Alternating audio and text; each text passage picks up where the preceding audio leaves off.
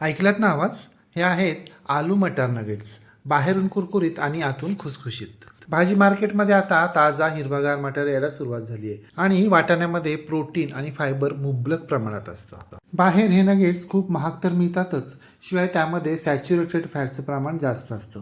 म्हणून हे नगेट्स घरच्या घरी सोप्यात सोप्या पद्धतीनं कमीत कमी खर्चात कसे करायचे तेच आज आपण पाहणार आहोत. घरात एखादी लहान मुलांची छोटीशी वाढदिवसाची पार्टी किंवा गेट टुगेदर असेल ना, तर असे नगेट्स करून डब्यात भरायचे आणि ते फ्रीजमध्ये ठेवायचे आणि वाटेल त्यावेळी तळून घ्यायचे. आहे की नाही सोयीस्कर? व्हिडिओच्या सुरुवातीपासून शेवटपर्यंत नेहमीप्रमाणे भरपूर साऱ्या टिप्स आणि ट्रिक्स सांगितलेल्या आहेत, त्यामुळे व्हिडिओ शेवटपर्यंत नक्की पहा.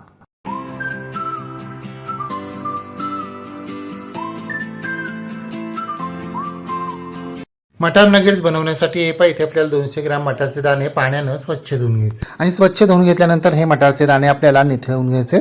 आता मिक्सरच्या छोट्या भांड्यामध्ये हे मटारचे दाणे, 4 तिखट हिरव्या मिरच्या, 1 टीस्पून धने, अर्धा टीस्पून जिरे, अर्धा टीस्पून बडीशेप घालायची आणि आता हे सर्व जिन्नस आपल्याला मिक्सरवर जाडसर बारीक करून घ्यायचे. म्हणजे वाटाण्याची पूर्णपणे पेस्ट तयार व्हायला नकोय, ती भरड व्हायला हवी. हे पहा आपले सर्व जिन्नस बारीक करून झालेले आहेत. आता लगेचच गॅसवर कढई गरम करण्यासाठी ठेवायची. त्यामध्ये 1 टीस्पून तेल घालायचे आणि 1 टेबलस्पून बटर घालायचे. केवळ बटर करपू नये म्हणून आपण 1 टीस्पून तेल घालतोय आणि आता यामध्ये 2 टेबलस्पून आलं लसणाची पेस्ट घालायची आणि मंद आचेवर ही आलं लसणाची पेस्ट आपल्याला तेल सुटेपर्यंत एकसारखी परतत राहायची. हे पहा आपल्या आलं लसणाच्या पेस्टनं तेल सोडायला सुरुवात केली आहे. आता यामध्ये आपण मिक्सरवर बारीक केलेलं मटारचं मिश्रण घालायचंय. पाव टीस्पून हळद, पाव टीस्पून हिंग आणि अगदी पाव टीस्पून तिखट लाल मिरची पावडर सुद्धा घालायची. 1 टीस्पून लिंबाचा रस घालायचा. लिंबाचा रस नसेल तर पाव टीस्पून आमचूर पावडर घालायची आणि आमचूर पावडर सुद्धा नसेल तर पाव टीस्पून चाट मसाला घालायचा. चवीप्रमाणे मीठ आणि लिंबाचा आंबटपणा बॅलन्स करण्यासाठी अर्धा टीस्पून साखर घालायची आणि आता हे सर्व जिन्नस आपल्याला मंद आचेवर 2-3 मिनिटं मिक्स करून घ्यायचे, एकजीव करून घ्यायचे, परतून घ्यायचे. 2 मिनिटांनंतर हे पहा यावर झाकण ठेवायचे आणि मंद आचेवर 5 मिनिटं दरदरून वाफ काढायची आहे. हे पहा 5 मिनिटांनंतर दरदरून वाफ आली. आता झाकण काढायचे आणि मिनिटभर हे मिश्रण आपल्याला व्यवस्थित परतून घ्यायचंय. पाहताय ना तुम्ही आपलं मिश्रण कसं सुट्ट झालंय ते. आपलं मिश्रण तयार झालेलं आहे. आता गॅस बंद करायचा आहे आणि हे मिश्रण आपल्याला पूर्णपणे थंड करून घ्यायचंय. जोपर्यंत मिश्रण थंड होतंय तोपर्यंत हे पहा 3 मोठे बटाटे मी उकळून घेतलेत आणि त्याच्या साली काढून घेतल्यात. आता चीज किसण्याच्या बारीक होलच्या किसणीनं आपल्याला हे बटाटे किसून घ्यायचे. हे पहा आपले 3ही बटाटे बारीक किसून झालेले आहेत. आता यामध्ये अर्धा टीस्पून मिक्स हर्ब्स घालायचे. तुमच्याकडे मिक्स हर्ब्स नसतील तर तुम्ही ओरिगॅनो सुद्धा घालू शकता किंवा दोन्ही नसेल तरी काहीच हरकत नाही. यानंतर यामध्ये पाव टीस्पून काळी मिरी पावडर आणि 1 टेबलस्पून कसुरी मेथी अशा पद्धतीनं हाताने चोळून घालायची आणि चवीप्रमाणे मीठ घालायचंय. आणि आता यामध्ये आपण 1 वाटी कॉर्नफ्लोअर घालायचंय. तुमच्याकडे जर कॉर्नफ्लोअर नसेल तर तुम्ही यामध्ये 1 वाटी तांदळाचं पीठ किंवा अरारोट पावडर देखील वापरू शकता. बटाटा, कॉर्नफ्लॉवर, तांदळाचं पीठ, अरारोट पावडर हे 3ही जिन्नस चिकट असतात, म्हणून आपण ते प्रथम चमच्याच्या सहाय्यानं मिक्स करायचे आणि नंतर मात्र आपण ते हातानं एकजीव करून घ्यायचे. तुम्ही बटाटे लहान, मध्यम, मोठे किंवा कमी स्टार्च असलेले किंवा जास्त स्टार्च असलेले घेतले, यामध्ये कॉर्नफ्लॉवरचं किंवा तांदळाच्या पिठाचं प्रमाण कमी जास्त होऊ शकतं. फक्त एवढं मात्र लक्षात ठेवा, जर तुमचा बटाट्याचा किस 1.5 वाटी असेल तर आपल्याला अर्धी वाटी कॉर्नफ्लॉवर किंवा तांदळाचं पीठ लागणार आहे. थोडंसं प्रमाण इकडे तिकडे सुद्धा होऊ शकतं. हे पहा आपल्या बटाट्याचं मिश्रण आता मळत आलेलं आहे. त्याचा गोळा व्हायला सुरुवात झालेली आहे. आता हाताला थोडंसं तेल लावायचं आणि ताट व हात दोन्ही स्वच्छ करत मिश्रणाचा असा प्लेन गोळा तयार करून घ्यायचा. हे पहा आपला प्लेन गोळा तयार झालेला आहे. सर्वात शेवटी तुम्हाला ताटाचा आणि हाताचा चिकटपणा घालवण्यासाठी थोडंसं कॉर्नफ्लॉवर किंवा तांदळाचं पीठ देखील वापरावं लागेल. हे पहा आपला प्लेन गोळा तयार झालेला आहे. तो आपण एका भांड्यात काढून झाकून बाजूला ठेवून देऊया. आणि आता 1 वाटीभर पाणी घ्यायचं आणि त्या पाण्यामध्ये 2 टेबलस्पून कॉर्नफ्लॉवर घालायचे. कॉर्नफ्लॉवर नसेल तर तांदळाचं पीठ वापरलं तरी काही हरकत नाही. आणि आता हे दोन्ही जिन्नस व्यवस्थित मिक्स करून घ्यायचे, ते एकजीव करून घ्यायचे. पूर्णपणे मिक्स झाल्यानंतर हे पहा याची कन्सिस्टन्सी आणि रंग अगदी ताकासारखा दिसायला हवा.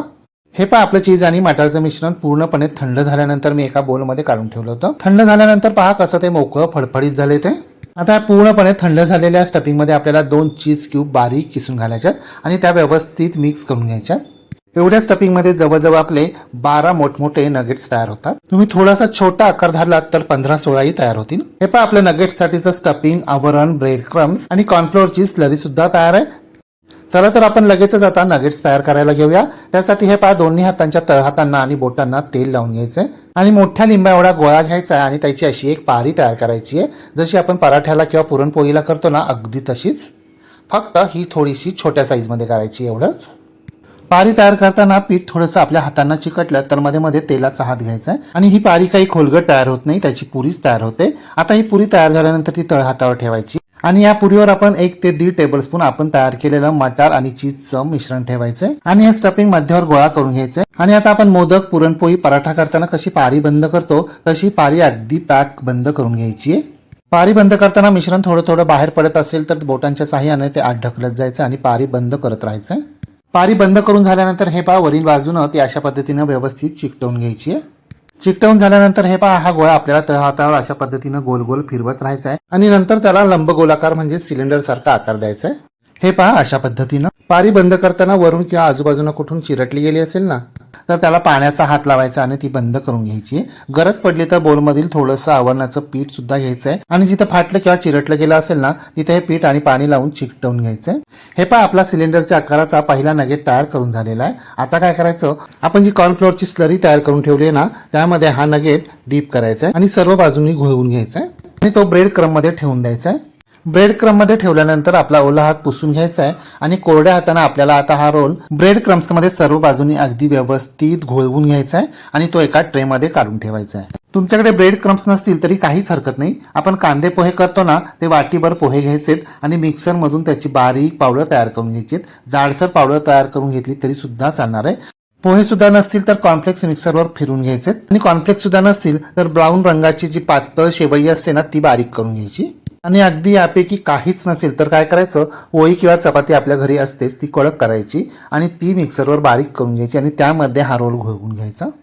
सर्व नगेट्स आपल्याला अशा पद्धतीनेच तयार करून घ्यायचेत आणि ट्रेमध्ये ठेवायचेत.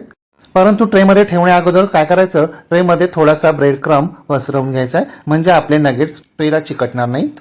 हे पहा अशा प्रकारे सर्व नगेट्स करून घ्यायचे आणि मग तळायला घ्यायचे. तुम्हाला जर आत्ता लगेच नगेट्स तळायचे नसतील ना तर काय करायचं, एका हवाबंद डब्यामध्ये नगेट्स भरायचे, ते फ्रीझरमध्ये ठेवायचे आणि जेव्हा तुम्हाला केव्हा तळायचे असेल ना तेव्हा फ्रीझरमधून काढून लगेचच तळायला घ्यायचे. आपण मात्र आता लगेचच नगेट्स तळायला घेऊया. त्यासाठी गरम कढईमध्ये आपल्याला तेल गरम करून घ्यायचे आणि तेल गरम झालं की त्यामध्ये हळुवारपणे एक एक नगेट्स सोडायचे आणि कढईमध्ये एकावेळी जास्त नगेट्स सोडायचे नाहीत. आपल्याला नगेट्स हलवता येतील इतपतच नगेट्स आपल्याला कढईमध्ये सोडायचे. हे पहा मी 4च नगेट्स सोडले. नगेट्स तेलामध्ये सोडल्या सोडल्या लगेचच त्याला झारा किंवा चमचा लावायचा नाहीये. 2 मिनिटांनी हे पहा अशा पद्धतीनं झाऱ्यानं हे नगेट्स हलवून घ्यायचे आणि त्यावर चमच्याच्या साह्यानं अशा पद्धतीनं तेल उडवायचे म्हणजे आपले नगेट्स सर्व बाजूंनी व्यवस्थित तळले जातील. अशा प्रकारे सर्व नगेट्स मध्यम आचेवर आपल्याला उलट पालट करत करत तेल उडवत डार्क ब्राऊन रंगावर तळून घ्यायचे. या नगेट्सची एक बॅच तळण्यासाठी जवळपास आपल्याला 10 मिनिटं लागतात. नगेट्स तळताना अजिबात घाई करायची नाहीये, नाहीतर आपले नगेट्स आतून कच्चे राहतील आणि खूप निवांत मंद आचेवर तळलेत तर ते तेलकट होतील. म्हणून आपल्याला हे नगेट्स मध्यम आचेवरच तळायचे. हे पहा 10-12 मिनिटांनंतर आपले नगेट्स कसे खमंग खरपूस तळले गेलेत. पहा रंग तर पहा किती सुरेख आलाय आणि तेलकट अजिबात झालेले नाहीयेत. तळून झालेले हे नगेट्स आता आपण एका टिश्यू पेपरवर किंवा चाळणीवर काढून घ्यायचे. इथून पुढील सर्व नगेट्स आपल्याला अशा प्रकारे डार्क ब्राऊन रंगावर खमंग खरपूस तळून घ्यायचे. हे पहा आपले सर्व नगेट्स तळून झालेत. आता आपण ते एका सर्विंग प्लेटमध्ये काढून घेऊया. पाहताय ना तुम्ही आपल्या नगेट्सला टेक्स्चर आणि रंग किती सुरेख आलाय ते. यावरूनच कल्पना येते की आपले नगेट्स किती कुरकुरीत आणि खुसखुशीत झाले असतील ते. आवाज तर आहे का?